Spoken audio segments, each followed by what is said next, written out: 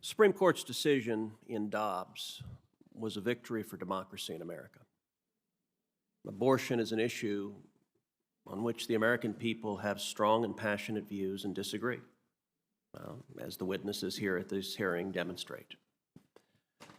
Those disagreements have been longstanding, and the way our Constitution operates, typically on issues in which there is sharp disagreement, it is the democratic process that resolves that disagreement.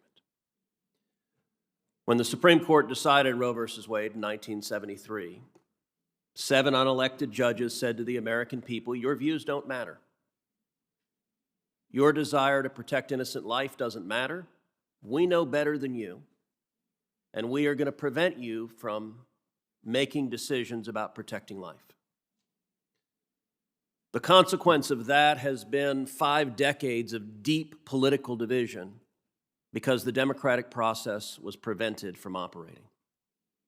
Now that a 6-3 majority of the Supreme Court has overturned that decision, questions of abortion will return to the elected branches of government. The democratic process will be allowed to operate. That will mean in bright blue states, tragically, we'll continue to see unlimited abortion on demand. And in redder states, we will see some meaningful restrictions on abortions. And those restrictions will vary state by state, depending on the values and mores of their citizens. That's how our Constitution was meant to operate. If you disagree with the abortion laws in your state, you have an outlet to express that disagreement. You have an outlet to be involved in the political process. You have an outlet to advocate for what you believe the laws should be. You're not forced to live under the rule of unelected judges operating as philosopher kings and decreeing the rules for 330 million Americans. I believe abortion's a tragedy. The over 60 million unborn children who've never breathed a breath of air, who've never lived, who've never danced, who've never hugged, who've never loved. Our country is far poorer for the millions of African American children who never had a chance to live and contribute to our country. Unfortunately, one of the consequences of the court taking this out of the democratic process is today's modern Democrat Party has become radicalized on abortion. The case Planned Parenthood versus Casey, a lot of people don't know that the Casey in question there was Governor Bob Casey, who was a Democrat and was pro-life. Today's Democrat Party has said, if you're pro-life, get the hell out. Your views are not welcome in our party. Part of the reason that Democrats in this hearing are painting the Dobbs decision in such apocalyptic terms is they know their view of abortion, which is unlimited abortion on demand up to the moment of birth, partial birth abortion with government funding, with no parental notification and no parental consent, is supported by a tiny minority of Americans. They know that the voters, when given a chance, don't support that radical view. And I will point out, there was a time when Democrats used to say the same thing. We all remember Bill Clinton, who said he wanted to see abortion safe, legal, and rare. Today's Democrat Party doesn't want it rare. It wants as much abortion as possible. Well, I'll tell you this.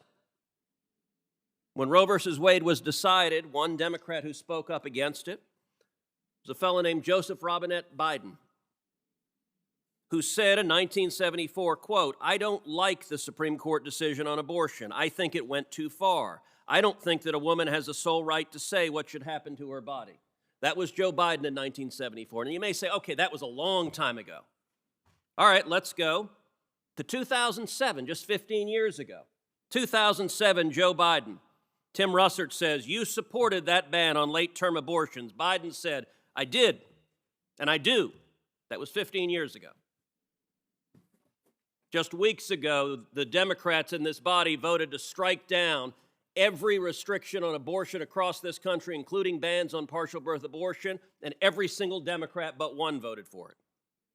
Now, maybe you might say, you know what, Joe Biden was out of step. Well, there's someone else who had similar views, the chairman of this committee, In a June 1983 letter, the chairman of this committee wrote, quote, "I have clearly studied the issue, abortion in depth, in favor of the Eagleton Amendment, which states clearly that the right to abortion is not guaranteed by the U.S. Constitution. The effect of this amendment will be to return us to the legal environment which existed before Roe v. Wade in 1973, signed Richard J. Durbin, Member of Congress."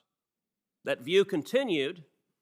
In August of 1989, Chairman Durbin wrote, and again I quote, "I believe we should end abortion on demand, and at every opportunity I have translated this belief into votes in the House of Representatives." Continued to say, "I continue to believe the Supreme Court's decision in Roe v. Wade should be reversed." That was the view of a lot of Democrats not that long ago. But today's Democratic Party is afraid of the voters on this issue.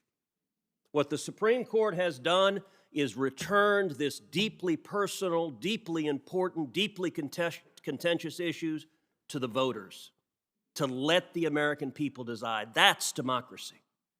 And all of us should be happy about that. Thank you, Senator Cruz. Senator Booker?